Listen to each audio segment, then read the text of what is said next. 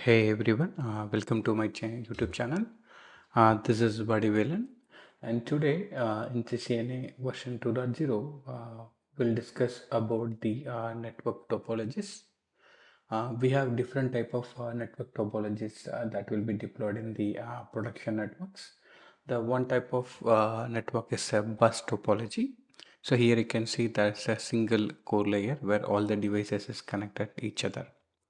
So the implementation wise, it is very easy, and you can see it's a single backbone. But the issue with this model is if in case any issues with the backbone, that it affect all the network. So basically the devices won't be able to connect each other. So that will create an issue. This is a bus topology model.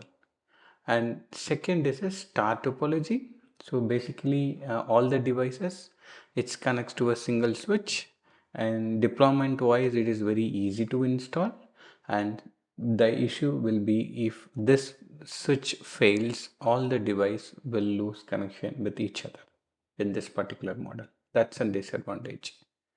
And the next method is mostly is a ring topology, and it connects in a circle, here you can say, and the traffic flows follow in one direction based on the cost. And mostly this ring is used in mobile block call in most of the service provider. The service providers networks, the mobile black holes, right? So they call it as an access layer, and they are deployed in a ring topology manner. And next is a mesh topology where you have all the devices connects each other. For example, it's a full mesh. One device connects to all the devices. So if one link goes down, so still it has connectivity to the other link, other routers via the other link. So this is called a full mesh. This has a high availability. As I mentioned, it's a full mesh. And the issue is it's complex to install and maintain this kind of setup. And next is a tree topology.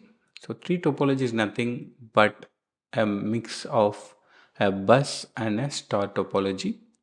So mostly this type of topologies are used in large organization. Next, we will see the hybrid topology.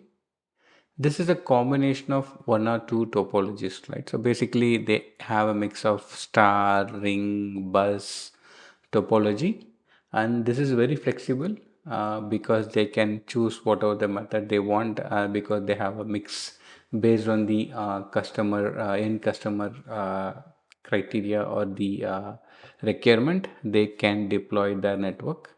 Mostly this is used in the large enterprise network. Hope you have some idea about the network topologies.